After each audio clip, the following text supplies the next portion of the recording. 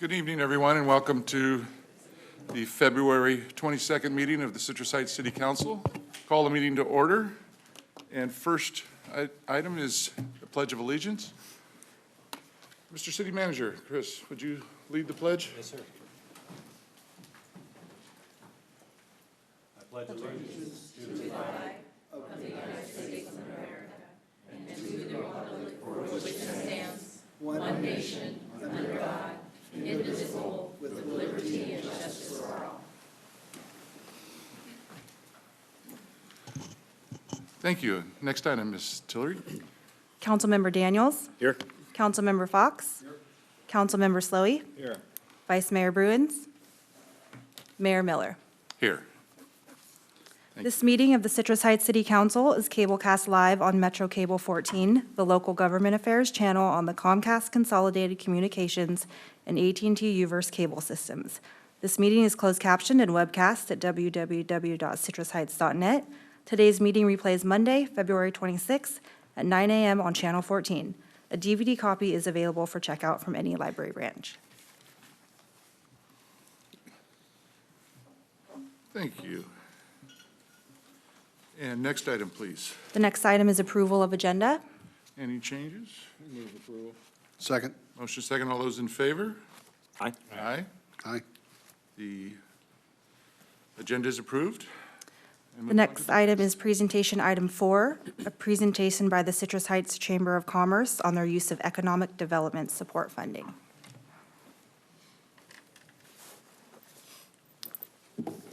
Good evening. Hi, Sabrina. Thank you. Hello, I'm Cindrine Dimate, the Executive Director of the Citrus Heights Chamber of Commerce. Thank you for this opportunity to speak with you. If you attended our luncheon this month, our 2018 Board Chair, Amanda Blackwood, gave the State of the Chamber address. One of the things that she touched on was our continued focus on economic development and continuing to strengthen our partnership with the city. Today, I'm going to share a bit more about what we have in the works specific to economic development and how the Chamber is utilizing the support of the city to enhance opportunities for our businesses to thrive. Oh, I have to multitask here. Hold on one second. Oh, is it the forward button?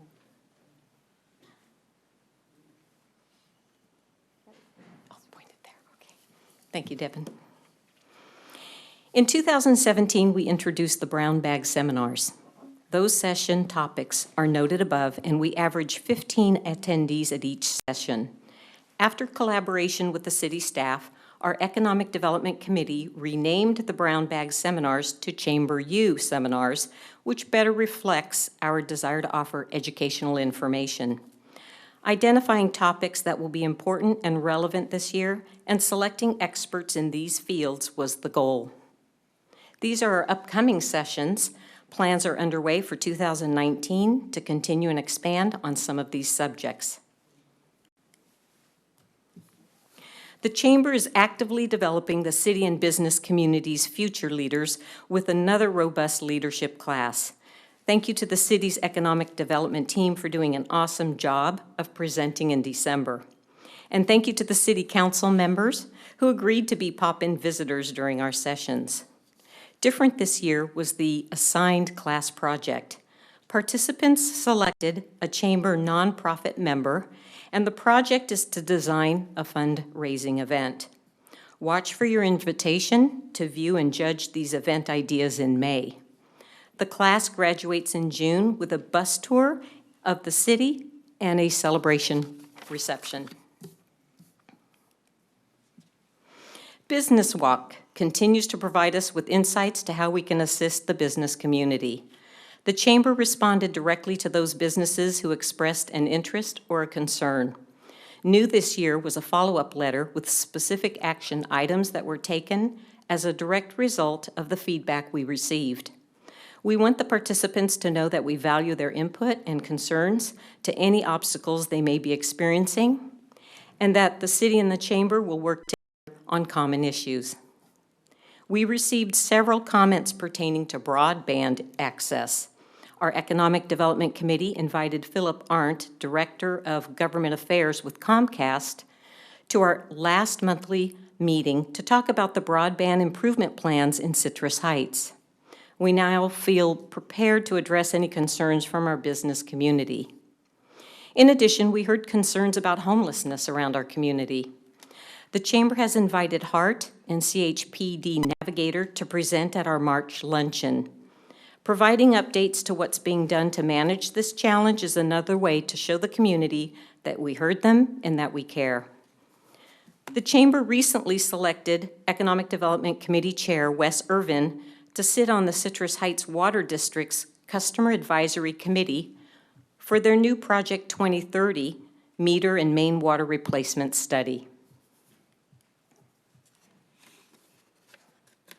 The Chamber is providing even more business association support in 2018. Auburn Boulevard Business Association has agreed to a reciprocal membership so that we can work together in a mutually beneficial way. Antelope Crossing Spooktacular event was well attended last fall, and we were more than happy to help judge the costume contest. This year, we look forward to having a booth at the event in addition to working on the planning committee.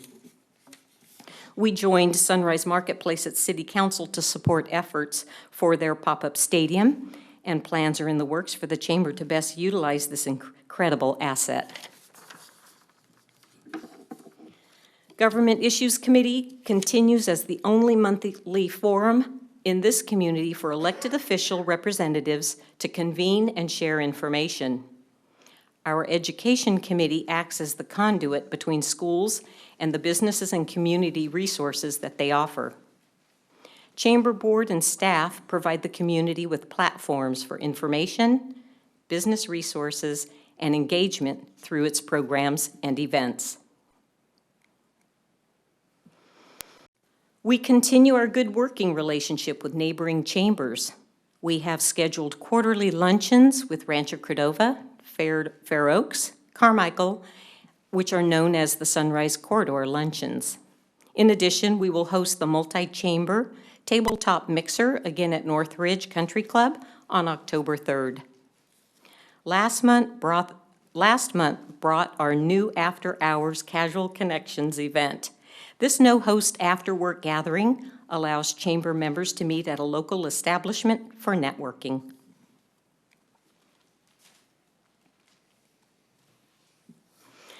We're excited about some new and renewing members. Judy's Cleaners, a longtime Sacramento region business, is hosting a grand opening event and VIP reception. We will provide the ribbon cutting. And I'm very pleased that the Citrus Heights Women's Club renewed their membership last month. So we're now helping to promote and sell tickets to the Taste of Citrus Heights fundraiser event. See me afterwards if you need a seat. I understand this event sells out. We selected Hannibal's Catering for this year's Citrus Heights Chamber's Best of Citrus Heights Luncheon. That contract expanded into a membership and a sponsorship funds for the luncheon. So on behalf of the Board of Directors, the Chamber staff, and the approximately 300 Chamber members, let me take this moment to say thank you for the continued support with your Chairman Circle sponsorship. We look forward to expanding our programs and value your participation going forward. So thank you. Any questions? Any questions? I want to thank you for the job you're doing, Mrs. DiMattei. Okay. In making continual improvements to the chamber. It's really, All right. Thank you so much, job. Council. thank you. Thank you. Next presentation? The next item is item 5, a presentation by the Antelope Crossing Business Association on their use of economic development support funding. And that would be Exit 100? Hey, how did you know? You are so I smart. remember. Albert, do you know where exit 100 is? I do. Good job. And Brett? I used to live right off of exit 100. Well, then you've got it all figured out. So, as you know, I'm Dale Covey, and there's been a lot of changes with the Antelope Crossing Business Association this year with the sale of the shopping center where my bank and Rayleigh's is located. So we've lost some really good support. We still have support, and, you know, we still plan on doing it, but I've been talking to a few people to get some support in rebuilding that core board, because there's just a lot of benefit to the business association so that we can have a voice as a business area, as a business district. And also, we have a lot of fun at the Spooktacular. So, there it is, Exit 100. I just wanted to remind anybody that forgot that we were at Exit 100. And well, I guess I just went right on to the Spooktacular. Isn't that great? I'm thinking you're the one that has the most fun at Spooktacular. You know, it was exceptionally fun this year, and I don't quite understand, because the 2 weeks heading up to it, oh my gosh, because, you know, the property manager, oh, she'll be there through this back Spooktacular, and she definitely was a take charge person that just, you know, I didn't make any decisions during the day in previous years. And so, yeah, I'm amazed that I had fun, but I guess it helps that I brought a friend's Motorhome.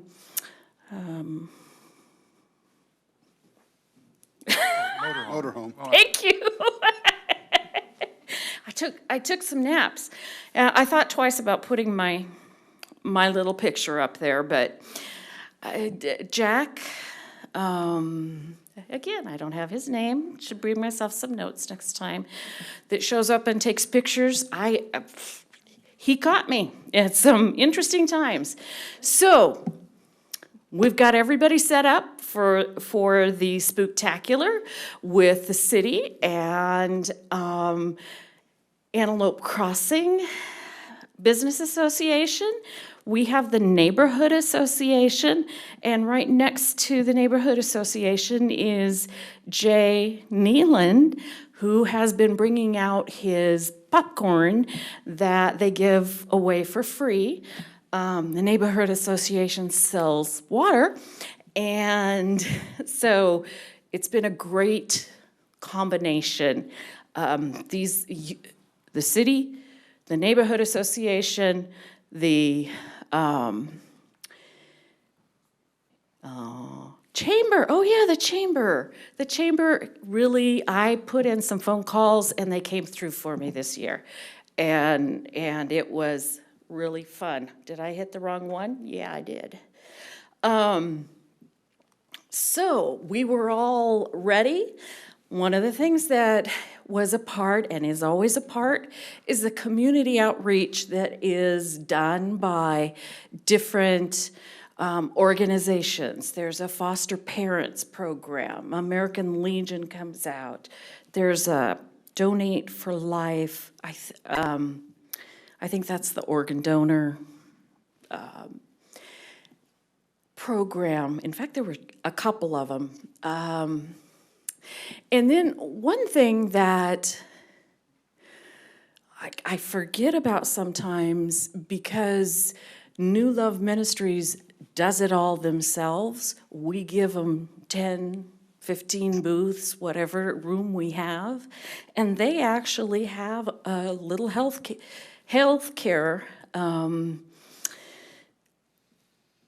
They have healthcare booths, and they're providing information that is either no cost or low cost, and they get a lot of activity there, and they're providing a great service to our neighbors. So we love it. And some of our businesses that were in attendance, there are more, but these are the pictures I had. The dental is up on the top left, And they've been there about 3 or 4 years in the Antelope Crossing, or the Antelope Plaza side. And they have come out every year since they've been there, and they really are supporting the neighbors with a good, healthy dental practice. And they have a lot of freebies that they give out as prizes. And as I was up on the stage giving some of them out, I made some kind of very serious comment, I'm sure. And I was surprised that the folks in the people that were there in attendance said, "Oh yeah, we want that." I'm like, okay, cool, that's great. As I say, I was a bit surprised. Who wants to go to oh no, we won't go there. The other picture on the right, on the top, is actually Fuzz Monsters. And they are a new pet grooming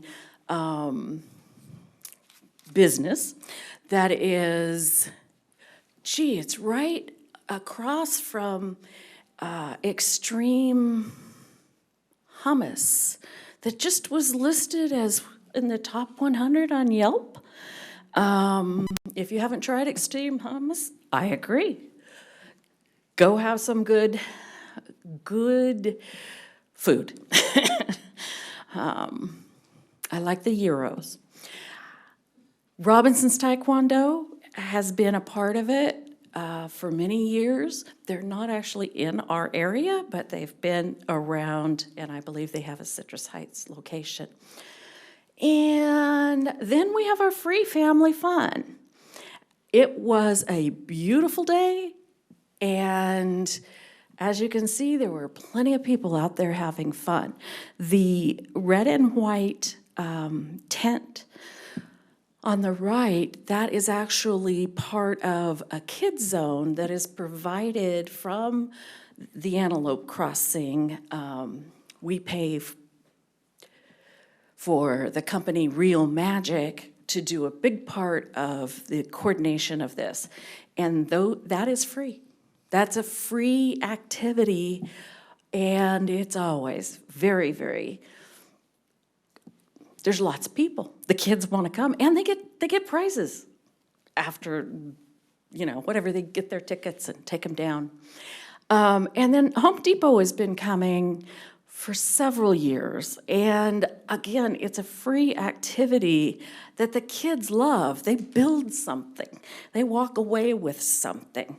And Nevin Gill from 7-Eleven has always been the one to coordinate getting them there, and sometimes he has to run all over town and get the different parts or not just over town, all over the county, because the Home Depot closest to us doesn't have enough. So Nevin's out there getting it all, and they always manage to show up and have a great time. So our costume contest, oh my gosh, we had over 120 contestants this year. I only made numbers for 100 of them. We had to write the rest of them by hand to give them something. And yes, one of the chamber members, I'm gonna have to write some names down next time I do this, yes. Because she's very helpful and really came through, and she helped do the costume contest, voting, and so yeah, I got to get on stage again, and we had a great time.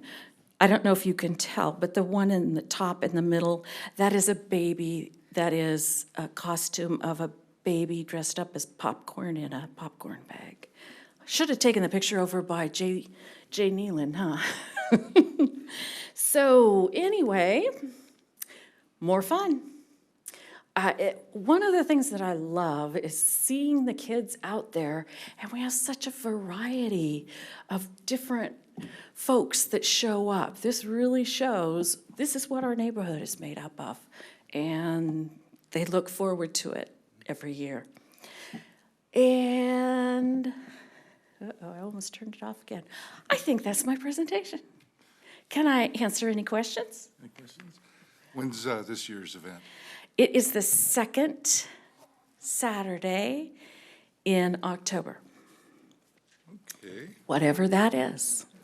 So, May it be sunny, and thank you as always, Dale. you're quite welcome, and thank you very much for your continued support. We couldn't do it without you, and it's going to be even bigger and better next year. Thank you. And never forget, you reach out to an area that's in Sacramento County, but very close to Antelope Crossing. And I saw several of my former students and their families there. Oh, how Single wonderful. moms and their kids. Yeah.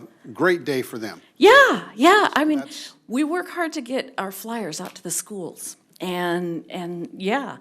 One of the things also is that before Antelope Crossing Business Association came around, there were a lot of people that had no idea that was Citrus Heights.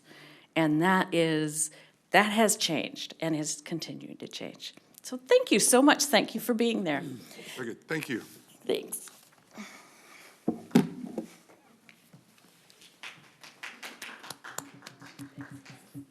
All right, Jen, on to the next item. The next item is comments by council members and regional board updates. Al, do you want to start us off? Yes, thank you.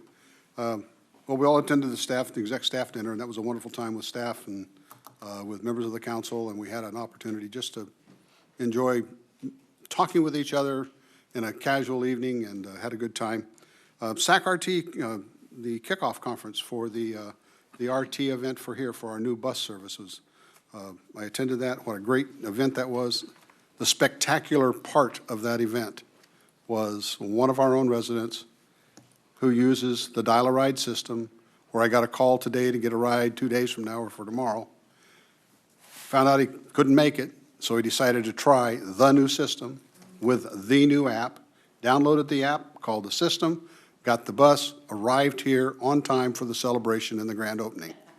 You couldn't ask for a better reception and opportunity to promote that program. It was just an excellent result.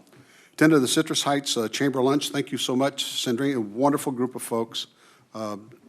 Great to sit down with our business folks, hear how things are going in their world, things that interest them, things that they need and believe that are necessary for our community to grow. I went on the medical office building tour down in Elk Grove with some of the staff, and like the other members of the council, very impressed at what Dignity Health is going to do in the new medical office building and the way they're going to set it up. All the concerns of our neighbors about, patients staring out the windows into their backyards, or don't worry about it. You're not going to see a patient room adjacent to a window. Those are the hallways accessing all of the rooms, the patient rooms, inside the concept. When they open it, I think the community is going to be extremely pleased with what it's going to do and how it's going to do it. And I think more importantly, as city officials and as the city council members, those that worked hard towards that project with Dignity Health, a tremendous success for us. Mesa Verde High School student interviews was held last week, where we actually go and a group of the students from the high school, from the sophomore class, they sit through job interviews just as though they're going to be interviewed by the employer to give them a job. Tremendous opportunity for them, great experience for those of us that sit and do the interviews, and a wonderful chance to meet these young folks. Cap to Cap public safety briefing was also held. That's for the public safety team that will be going to Cap to Cap in Washington, D.C. in April. That particular meeting is some very significant items are going to be discussed during that trip, and our opportunity to speak with our government leaders regarding the things that we need for California and for this region, and in preparation and for some of the potential events that we know are standing out there that we're just not quite ready to handle regionally as well as we hope we were. I was fortunate enough at the Citrus Heights Chamber meeting to also present the city's certificate for the Education Committee's Student of the Month Award. Wonderful young lady, a tremendous scholastic and leadership talent that was there, some very great accomplishments. And it's good to see the Chamber and the city and the community recognizing those students in front of their parents, in front of the business leaders. It's good for the students. It's also good for the community. So that's it. Thank you, Al. Mr. Daniels. Thank you, sir. Just to kind of piggyback on the chamber and all of that, went to the luncheon too, and I just got to say that this chamber's on fire. You know, it was already on fire, you know, I mean, it's not new, but it's just so exciting to see this chamber and the energy that it has and what it means to Citrus Heights. And so just thank you to all of them, and just keep it going. It's great to see. I did attend the Regional Air Board meeting this morning, and not a whole lot out to report out. Your tax dollars are being spent to keep your air clean, so don't worry. I do want to tell the community about a upcoming event for the Mesa Verde High School varsity baseball team. They are playing a game this coming Tuesday at 7 p.m. at Rayleigh Field. It is free to attend, and so if you've never had an opportunity to go out and see a baseball game at Rayleigh Field, this would be a great opportunity. They'll be playing a tough team, and they'll be kicking off their season, and it's going to be exciting, and so it's a great opportunity to just go out and see something in such a really nice venue. So take your family and get on out there, and that's it. Thank you, Brett. Mr. Slowey. Thanks, Steve. So SACOG met, had a very interesting presentation on infill development. Again, not so much pertaining to Citrus Heights since we don't have a lot of vacant land, but it did strike a chord with the Mitchell property, which essentially is an infill from us. The fire 2x2, although it was a 1x8, we'll have to figure out who from the city besides me is there. But I thought the interesting thing was the Sac Metro fire brought some statistics forward. Before I read them, I will just say that, I guess it was 2 weeks ago, they did their Fill the Boot campaign at Sunrise and Greenback. For the 5th year in a row, out of all the places that they do it in Northern California, they came in first in terms of raising money at Sunrise and Greenback. I don't remember the amount. It was around $150,000. 166. I mean, I wasn't at the meeting, Okay. but it was 166. Okay, thank you. Very good. You were looking. So, but, you know, pretty generous of folks over 3 days to come up with that just as they're driving by. And nobody was hurt, so it was all a good thing. So there's 4 fire stations officially in Citrus Heights. There's a 5th that sends some calls here, but Station 21, which is down by San Juan High School, Station 23, which is down Greenback, close to Auburn, 27, which is by Fireside Lanes, and 28, which is over on Oak Avenue. 21 and 23, both on Greenback, not surprising, are the second and third highest calls for service in the entire county where Sac Metro operates out of. Just to give you an idea, Station 21, fire calls, and again, understanding that a lot of the fire has an overlap with medical. Last year, 3,444 calls. 23, which is just down the street, 4,303. And then for medical, it goes up from there. Let's see, 21, 4,907 calls. And then 23 was 4,793. Quite a bit of medical, and I think they're kind of going more that way as we all get older and buildings are built better, so less fires.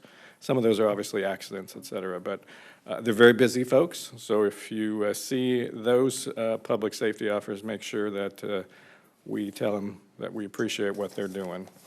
The library board met today, and really nothing exciting. I mean, the biggest part of the going there was coming home, getting caught in the hail. But, you know, as far as the actual meeting, there wasn't a lot to it. 23 minutes long. I probably could have saved an hour in traffic. With that, do we know, is there still openings for this thing on Sunday with the CHPD, or is it all booked up? Okay, so for anybody who likes golf, if you want to also support your Citrus Heights Police Department, in March, they're holding a run from Baker, California to Vegas. They do it every year. But as a fundraising event this Sunday, starting at 4 at Topgolf, they're having a Topgolf event, $80 to play golf and dinner. If you just want to do dinner, I think it's $35. So if you do contact Steve Nottingham at the Citrus Heights PD. I think there's 8 spots left. So with that, I'm done, sir. Thank you, Jeff. Councilmember Fox mentioned the Smart Ride, and a week ago, Monday on the 12th, we kicked that off, and I just wanted to go over a few things if you haven't heard about it or have heard about it and don't know exactly how to catch a ride. It is on demand, so when you want to go, you get on your app, and you start by downloading the Micro Transit app, and it's both in Google Play and the App Store. You create a free account, and then you select Sacramento Regional Transit. Now, I found when I did that, I had my location service on, and it took me right to Citrus Heights Smart Ride. And looking at it today, it was like a 15-minute wait for a Smart Ride bus to come along. So you choose your pickup time and location, just like Uber or Lyft, and this has to be within the Citrus Heights city limits, both where you're coming from and your destination. And if you don't have a smartphone, you can reserve your trip online at ondemand.transloc.com, and that's TRANSLOCK.com, or you can call 916-556-0258 to reserve a ride. And once you've made your selection on your app, if you do have the smartphone, you can review your ride, you can see where the bus is, when it's going to get to where you're at, and you can be ready and waiting as soon as the bus pulls up. So it's a very interesting program. The nation's watching. A lot of RT properties in our state, in this area, and across the country are looking at this. And regular fares apply. So if you're a student, you can get a pass, monthly pass for $20 a month. Age 19 to 61, the basic fare is $2.75. The daily pass, which would allow you to take the Smart Ride to, say, Greenback, get on the number 1, take it to light rail, go downtown, come back. That's $7 for daily pass, and that'll take care of all your transit. Senior discount is $1.35 for a single pass and $3.50 for a daily pass, and same for persons with disabilities. And just single rides, if you don't have the student pass, it's the same as senior and disabled. And if you'd like, those of you here, or if you're watching on TV, come on into City Hall. We have flyers on how to use it, and there's a little discount ticket to take your first ride. We'll get you to where you're going, but you're going to have to pay to get home. On Tuesday, I did attend the chamber lunch with Al and Brett, and Wednesday attended the Capitol Corridor JPA. Nothing too earth-shattering. The one thing I thought was interesting is the fiscal year ridership last year was 1.6 million, and that's up 3% from fiscal year 16. It's a very successful train between Sacramento, the Bay Area, and finally on to San Jose. We did get an update. The funding for design for the third track from Sacramento to Roseville, I think, has been approved, and so they're embarking on that, and imagine construction will start in 2 or 3 years, and once that third track is into Roseville, we could see the same amount of round trips that now start in Sacramento, start in Roseville. It'd be very convenient for us to get down to the Bay Area, either for work or fun. And I think that's it for me. So with that, Mrs. Tillery, we can move on to the next item. The next item is public comment. Members of the audience may address the council on any item of interest to the public and within the council's purview, or on any agenda item before or during the council's consideration of the item. If you wish to address the council during the meeting, please fill out a speaker identification sheet and give it to myself. When you are called upon to speak, step forward to the podium and state your name for the record. Normally, speakers are limited to 5 minutes each, with 30 minutes being allowed for all comments. Any public comments beyond the initial 30 minutes may be heard at the conclusion of the agenda. The mayor has the discretion to lengthen or shorten the allotted times. Thanks, Jen. I have one speaker card for tonight, Arthur Ketterling, and looks like you want to talk about the Smart Ride as well. I'll be quick. My name is Arthur Ketterling. I just want to say thank you for doing this pilot program that you started. There may be a couple of times that it was late, but that's fine. I look at it in the way that it's good for Citrus Heights and it's good for RT. but I do want to thank you, and I thank you that you're trying the program for the amount of 6 months, and also I'm looking forward for the phase 2 to start. Arthur, when you talk about late, how late was it? An hour?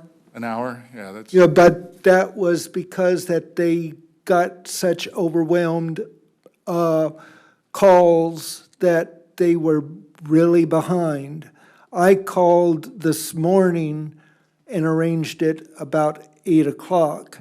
And then what I did, at a little after 2 this afternoon, I called just to verify if they had time and all, and they said yes, that at 4 o'clock. That's okay, Arthur. That's what the gentleman said. And then when I called, it was just before 4:30, and they said that they were really behind, and they said that they're behind in almost everywhere today. That they said that it was such overwhelming response that they had got. That's why that they're late. And they wanted to let me know. And I said, that's good for the Citrus Heights and RT. yeah, there's kind of good news, bad news, and that's why it's a pilot. We'll work those issues out, so it's a lot. Yeah, quicker. I understand. And he did say that they're thinking about like hiring more drivers. Very good. Thank you, Arthur. You're welcome. Okay, next item. I have no more speaker cards. The next item is consent calendar items 6, 7, and 8. I'd entertain a motion. Move approval. A motion from Mr. Fox and second from Mr. Slowey. All those in favor? Aye. Noes? Abstentions? Oh, okay. The consent calendar passes. All right, next item. The next item is regular calendar item 9. The subject is extending the time by which affordable housing may be developed to replace Sayonara Drive units for a period of 5 years. And the recommendation is to adopt a resolution extending the time by which affordable housing may be developed to replace the Sayonara Drive units for 5 years. Good evening, Mayor, Council. Stephanie Cotter, Community and Economic Development Department. As Jen stated tonight, the purpose of this item is we're requesting that you adopt a resolution to extend the time period that we have in order to redevelop, to replace the Sayonara Drive units that were demolished as part of a project in 2010. And I'll explain that as we go through these slides. So just a quick background on this project. The city demolished 15 dilapidated multifamily structures that were purchased with redevelopment funds back in 2010 on Sayonara Drive. Because those properties were purchased with redevelopment funds, the city is obligated by law to replace the affordable units that we demolished. So our specific replacement requirement for this includes either 35 units or 70 bedrooms. It's an either or. That's a big house. Yes. 70.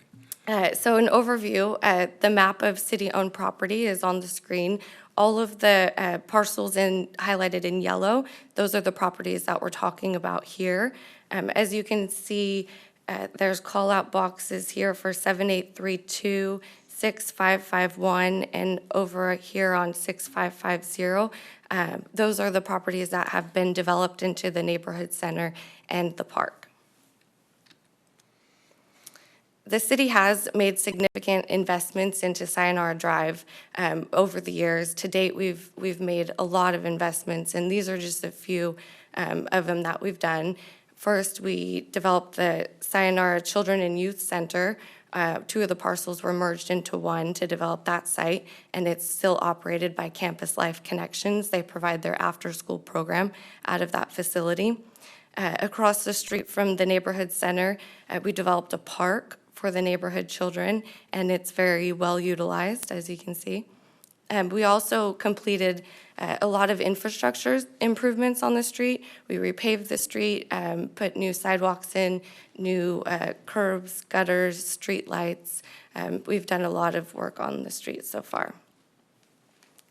So despite our efforts and everything that we've done, we still haven't been able to replace the units. And so as a result, we're asking if we can extend our requirement for another 5 years, as is allowed in the Health and Safety Code.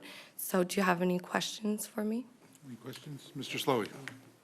I have one question. I understand why the requirement is there, because we took federal and/or state money. But it's also my understanding, and Ruth Ann, I don't know if you can answer this or not, the obligation goes away if we pay that money back. Now, we don't really want to be honest with you, I get that, but do we remember, I mean, was it 3 or 4 million or something like that? I don't remember what the total was, but I'm pretty sure that if we gave the money back to the entities that gave it to us, then we don't have to replace that because we wouldn't have used that money for it.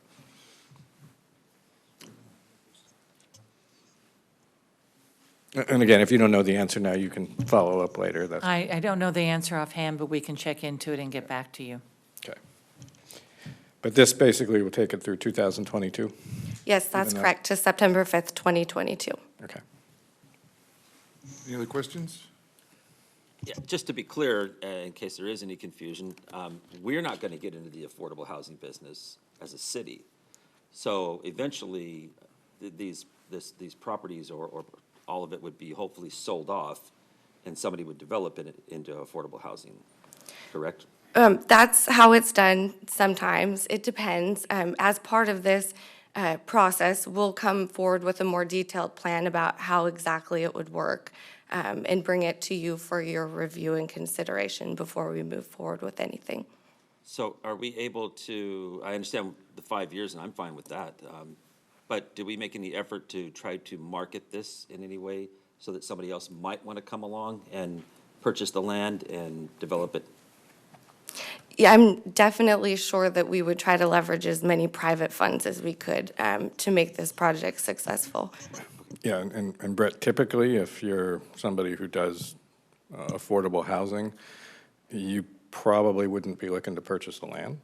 You would probably looking for the entity to give you the land to offset the lack of tax benefits for it. So, I mean, again, from our end, we spent the money, it wasn't ours, it was taxpayer money, but, ultimately, I don't know if there's a sale, i.e. REAP money for the city to get it developed. Over time, we got to come up with there or somewhere else, put that many bedrooms back. So. Questions? Thank you, Ms. Cotter. Thank you. If there's no other questions, I'd move the item. Motion by Slowey and a second by Daniels. All those in favor? Aye. Aye. Any opposed or abstentions? No, the motion carries 4-0. The next item is regular calendar item 10. The subject is resolution supporting the Keep California Safe Act, and the recommendation is to adopt the resolution expressing support for the Reducing Crime and Keeping California Safe Act of 2018.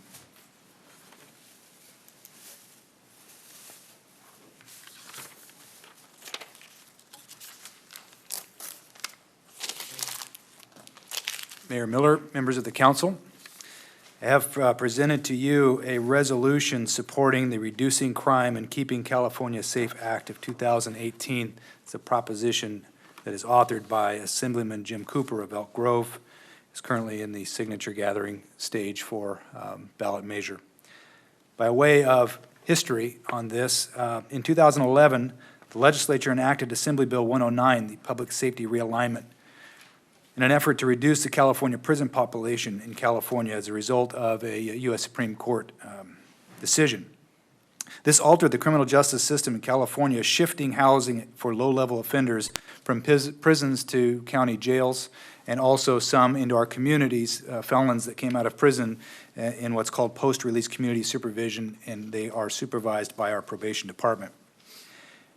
A few years later, in 2014, the passage of Proposition 47, called the Safe Neighborhoods and School Act, was passed by the voters of California. This resulted in reduced penalties for certain non-serious and non-violent crimes from felonies to misdemeanors, particularly many of the drug crimes like misdemeanor or felonies for methamphetamines, cocaine, and heroin use were reduced from felonies to misdemeanors. Also allowed certain incarcerated offenders to apply for reduced sentences. Our city council in 2014, recognizing the negative impacts of Proposition 47 on our public, passed a resolution opposing its passage. It passed by the voters, and since that time in 2014, California has had the largest increase in violent crime compared to the rest of the United States. Violent crime in Sacramento specifically rose faster during the first 6 months of 2015 than any other of the 25 largest U.S. cities tracked by the FBI. Between 2014 and 2016, California had the highest second increase in theft and property crimes in the United States, and the California Department of Justice estimates the value of property stolen in 2015 was $2.5 billion. That was a 10-year high. The Keep California Safe Act is intended to address some of the unintended consequences from these legislative actions, and also increase the opportunities for rehabilitation while lowering recidivism and incarceration rates. Specifically, the Act expands the list of violent crimes for which early release is not an option, such as rape of an unconscious person, trafficking for sex, and 14 other, quote, non-serious felony crimes. It reinstates the DNA collection for certain crimes that were reduced to misdemeanors under Proposition 47, allowing us to collect DNA samples from those arrested and still investigate cold case crimes using DNA. It revises the theft threshold by adding a felony for serial thieves. When a suspect is arrested for a third time stealing property value exceeding $250. When Prop 47 was passed, it raised the theft dollar amount from $400 to $950 for theft to be considered a felony. As a result, there's been an explosion in serial thefts and an inability of law enforcement to prosecute these crimes effectively. The Keep California Safe Act also requires the parole board to consider an inmate's entire criminal history when deciding parole, not just the most recent commitment offense.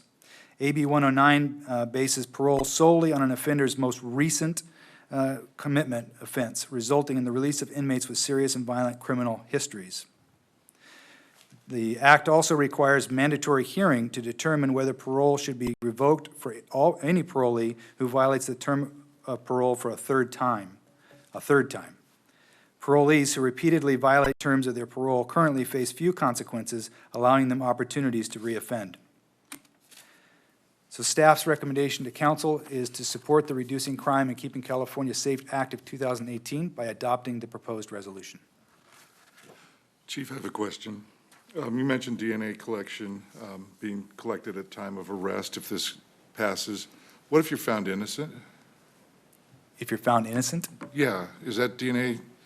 Yes, there's the ability, if you're in the DNA database, you're found innocent, you have the ability, if you weren't charged with a crime, the charges were dropped, or you're found innocent, you have the ability to request your profile be removed. And these signatures are gathering, is this for the June primary or November general? Just curious. The June, I believe. Okay. Any other questions? Not a question, but I will make a comment. You know, I've been down, this isn't a public hearing, right? No. I've been down at the Capitol and seen the governor pounding on his desk when legislatures have brought similar things forward, attempting to get a bill passed along those lines. He's in his last year. The governor will not sign anything to undo what he's done over the last couple of years. So in my opinion, the only way to get something like this passed this year, unless we're going to wait, is to put it on the ballot. So I fully do support it. Go ahead, Brad. You know, I think there obviously were some good intentions with 109 and 47, and there might still also be things that are in both of those efforts that will make us in some way safer, or at least better able to deal with criminal behavior. But you can't deny the 2015 spike and the connection, I don't think, with the 2014 effort. And then to piggyback that with the issue of certain crimes that you just shake your head at and try to understand how anybody could call them not violent. So I think this effort is good in those respects. I don't think it goes to where it's trying to completely gut the efforts under 47 especially. So I think this is a good thing. I think we need to support it, and I think we'll actually see a very positive result in our crime rates and whatnot.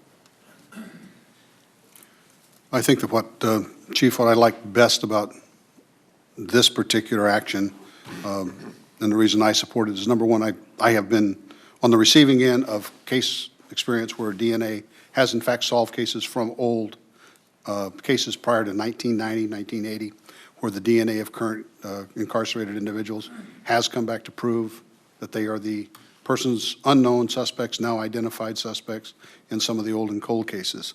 I've also, after I retired from full-time law enforcement, sat as a parole hearing officer.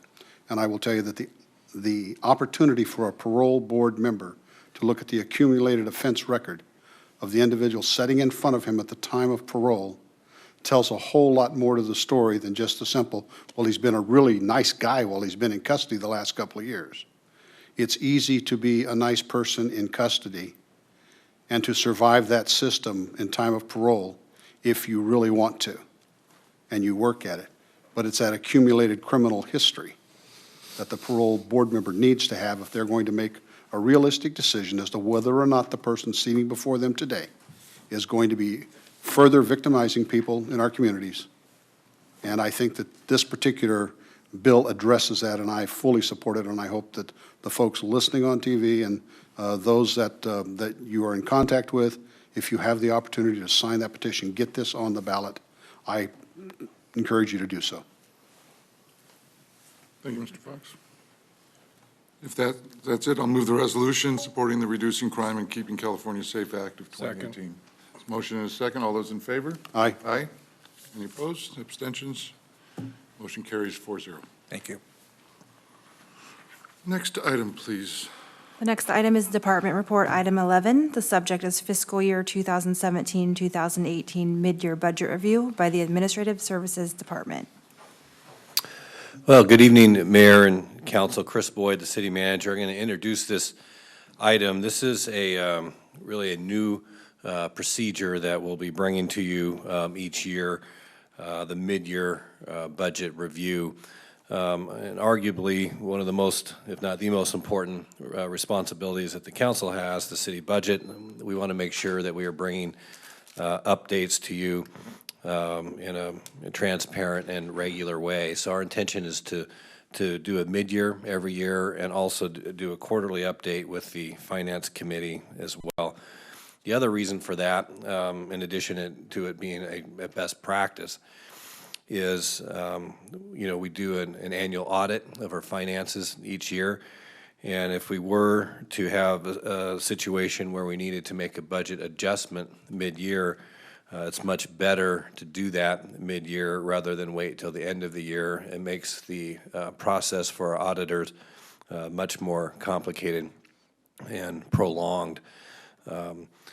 I also, although we won't be recommending any budget adjustments this year, we're hitting our marks, but that could happen potentially in future years. So I do want to thank our Assistant City Manager, Rhonda Rivera, who's just done extraordinary work on our budget this year. She and her whole team, I know she'll acknowledge her team, but we feel very comfortable where we are, and we're starting our planning for next year's budget, and the work is just fantastic. So I'll turn it over to Rhonda. Thank you.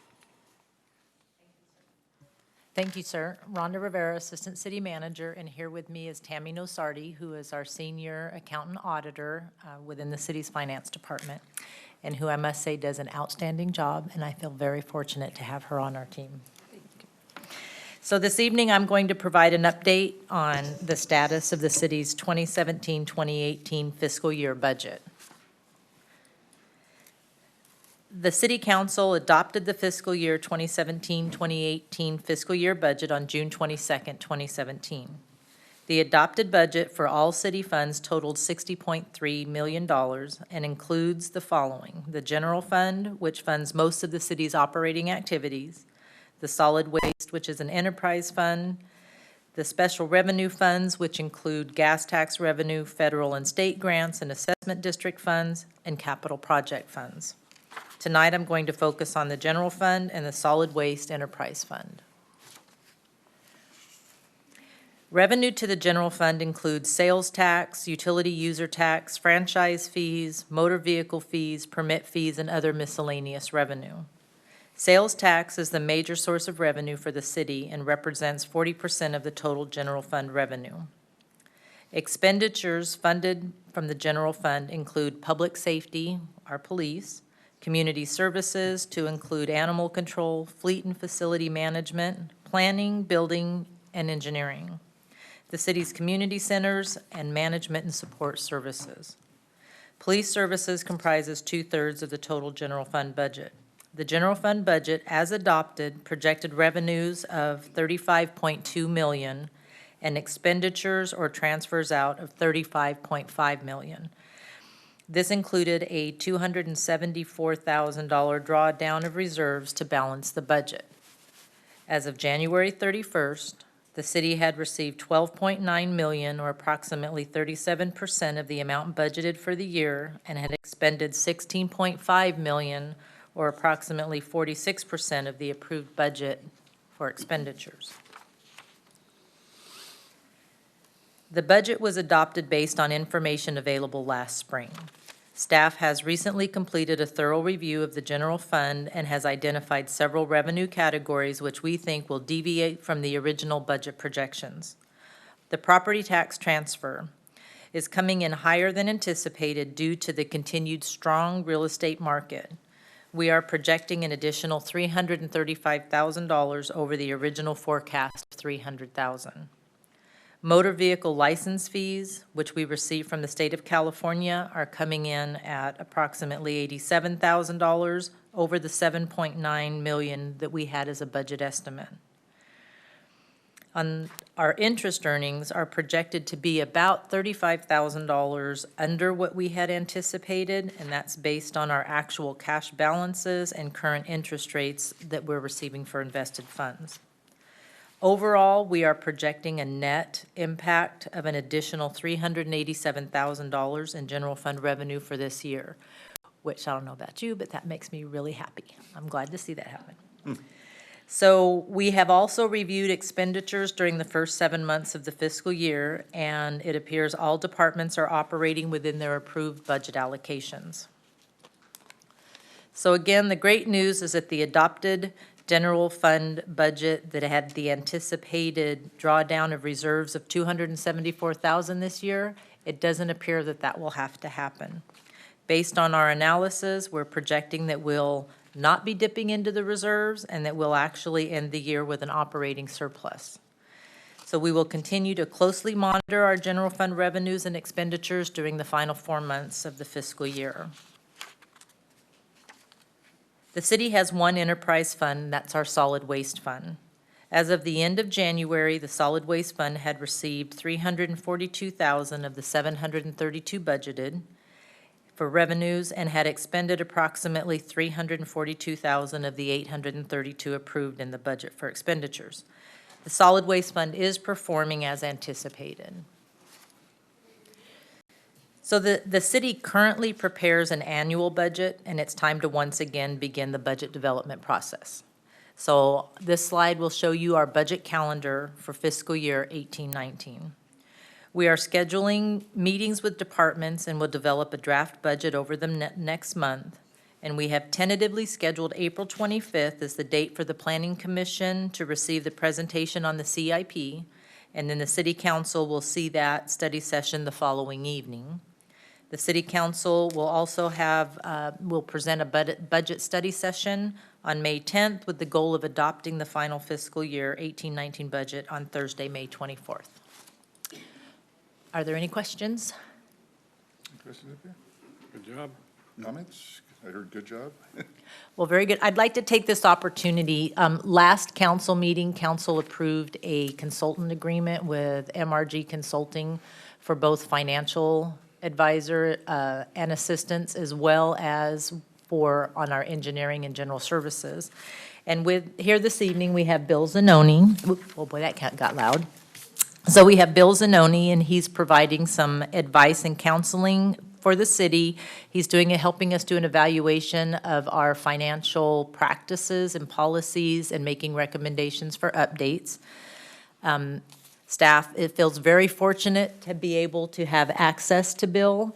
He has over 40 years of experience in government finance, having served as the finance director and controller for many agencies, including the controller for the city of Oakland. Is that correct, Bill? Yes.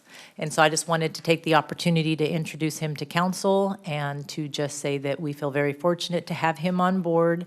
And as the city manager had mentioned, I do want to acknowledge everyone in finance department as well as administrative services. They have done an outstanding job in providing support in preparing for our audit and working with Bill, working with the auditors. And, again, especially I would like to thank and just commend Tammy for the excellent job that she has done. She has really just jumped in with both feet and both hands and her whole body and just taken on more than I can just possibly say that I appreciate. So, thank you. Well, thank you. Yeah, thanks to everybody involved. And even all our employees have to watch the expenses, and keeping them under budget is a good thing. So thank you very much to all. Thank you, Rhonda. Thank you.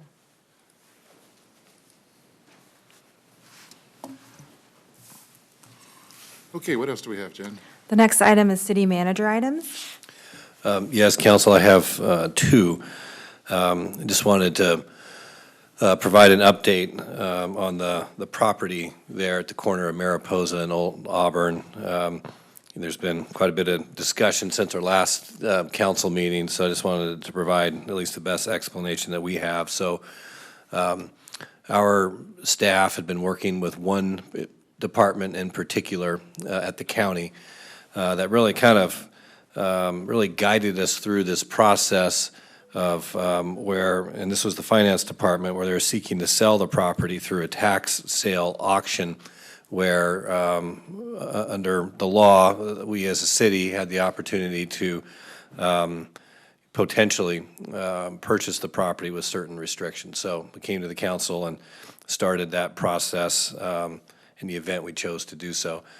Shortly after that, another department in the county where the conservator's office is located let us know that they're seeking to sell the home through probate.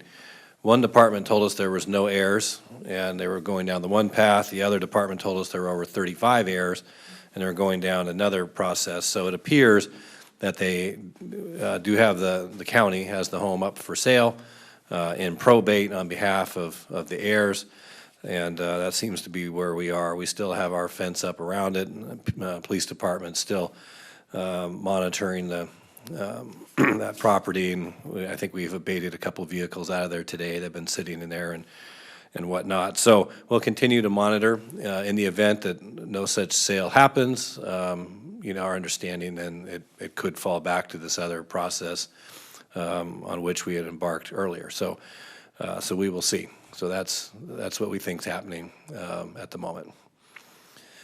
The other item briefly, staff, for our next council meeting, March the 8th, staff does not have items for the regular consent or public hearing calendar. We just have presentations and department reports, of which it would be easy for us to move. So it's my recommendation that we cancel the next council meeting if the council concurs with that. Any objections? No sense having a meeting if there's no business. I think that's okay. We'll see. No, I don't, no, it's not an action item. We'll see you on this. Right, and in the event something that required timeliness were to pop up, we'll let you know right away, but otherwise we'll plan to cancel that. Okay. Thank you. Any other items? Yes, the next item is items requested by council members and future That's right. Agenda items? Any items by council members? Brett?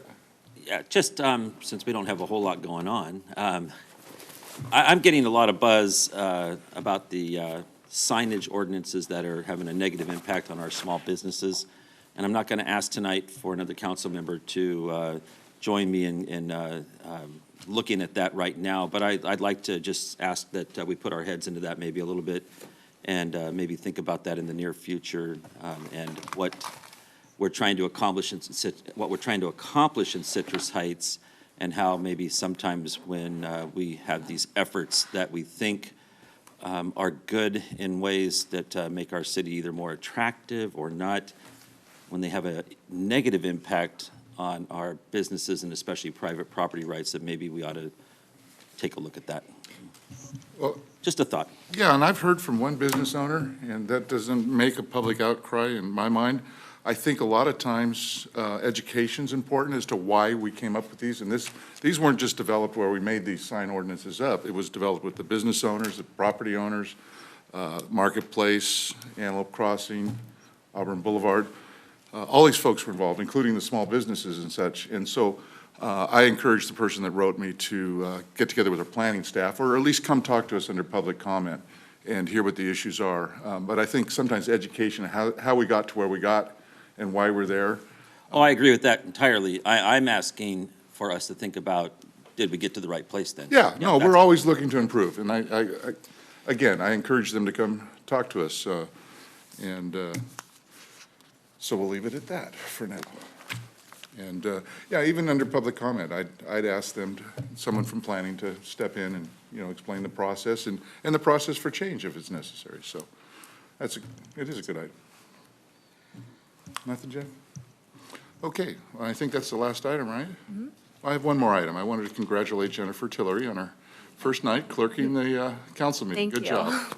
Thank you. Appreciate it. And with that, we're adjourned.